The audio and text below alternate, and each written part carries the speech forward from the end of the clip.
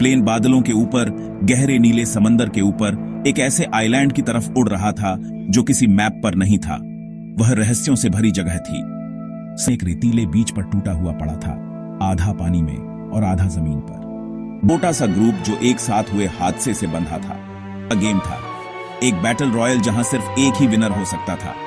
Survivor जो अभी अभी प्लेन क्रैश में मौत से बचे थे, अब उन्हें मौत देने के लिए कहा जा रहा था। सर्वाइवर्स में हयातो नाम का एक नौजवान भी था। वह जापान के महान समुराई के खानदान से था। वह शांत और विचारशील था, अपने परिवार की इज्जत का बोझ अपने कंधों पर लिए हुए था। हयातो तलवार का मास्टर था, लेकिन इस आइलैंड पर उसे बंदूकें और दूसरे मॉडर्न हथियार इस्तेमाल करना सीखना पड़ा। हालांकि उसकी असली लड़ाई उसके अंदर थी। उसे कमजोरों की रक्षा करना सिखाया गया था, लेकिन यहाँ उसे हर किसी से लड़ना पड़ा। वह हर दिन इस संघर्ष से जूझता था। उसका लक्ष्य सिर्फ बचना नहीं था, बल्कि बरमूडा प्रोजेक्ट के पीछे के लोगों को ढूंढना और उन्हें उनके किए की सजा दिलाना था। वह इस अन्याय को खत्म करके अपने परिवार की इज्जत वापस पाना चाहता था। फिर थी केली, एक बच्ची जो अपने स्कूल में चैंपियन स्प्रिंटर थी। वह अपनी अविश्वसनीय गति के लिए जानी जाती थी। केली हमेशा खुशमिजाज और जिंदगी से भरपूर थी, लेकिन आइलैंड ने उसे बदल दिया था। उसने इतना दुख देखा कि उसका दिल कठोर हो गया। उसने अपनी गति का फायदा उठाया, खतरे से तेजी से भागती और अपने विरोधियों पर तब हमला करती जब उन्हें कम से कम उम्मीद होती थी। केली अपनी सिंपल जिंदगी, अपने दोस्तों और अपने परिवार को याद करती थी। उसकी प्रेरणा आइलैंड से एक दिन भागकर घर वापस जाने की उम्मीद थी। वह सिर्फ लड़ाई जीतने के लिए नहीं दौड़ती थी, बल्कि वह एक ऐसे भविष्य की ओर दौड़ती थी जहां वह फिर से एक नॉर्मल लड़की बन सके, इस भयानक गेम से आजाद। एक और सर्वाइवर था, आलोक, ब्राजील का एक विश्व प्रसिद्ध संगीतकार। उसके संगीत में लोगों को ठीक करने और उन्हें एकजुट करने की शक्ति थी। आइलैंड पर उसे पता चला कि उसके संगीत में एक खास शक्ति है। वह रोशनी का एक घेरा बना सकता था जो उसके सहयोगियों को ठीक करता था और उन्हें तेजी से चलने में मदद करता था। आलोक एक दयालु आत्मा था जो हिंसा से नफरत करता था। उसने लड़ाई से बचने और दूसरों की मदद करने की पूरी कोशिश की जब भी वह कर सकता था। उसे अपनी अनोखी क्षमता का उपयोग करके ज्यादा से ज्यादा लोगों की रक्षा करना और आशा का संदेश फैलाना था।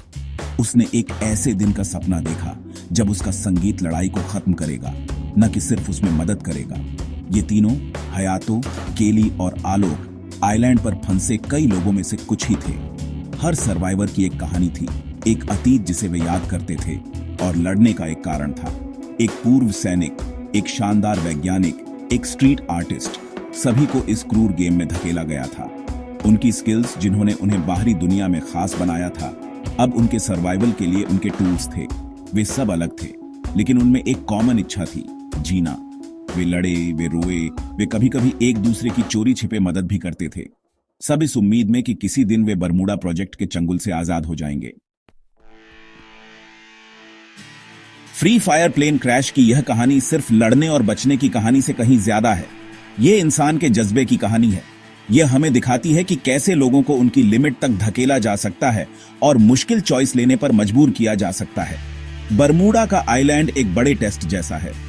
यह एक ऐसी जगह है जहां लोगों को शिकारी या शिकार होने के बीच, अपनी इंसानियत खोने या उसे बचाए रखने के बीच चुनना पड़ता है।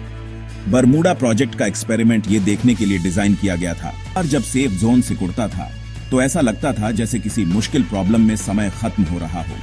सर्वाइवर को तेजी से सोचना और निर्णायक रूप से काम करना पड़ता था। लेकिन सबसे दिलचस्प बात यह है कि हर लड़ाई एक नई शुरुआत थी। भले ही कोई हार जाता था, वे अक्सर खुद को फिर से शुरुआत में पाते थे, एक और लड़ाई के लिए तैयार। इसने उन्हें एक अजीब तरह की उम्मीद दी। इसका मतलब था कि हर दिन एक नया मौका था, बेहतर करने का, मजबूत बनने का, या शायद पिछले दिन से थोड़ा ज्यादा दयालु बनने का मौका। यह संघर्ष और पुनर्जन्म का एक चक्र था।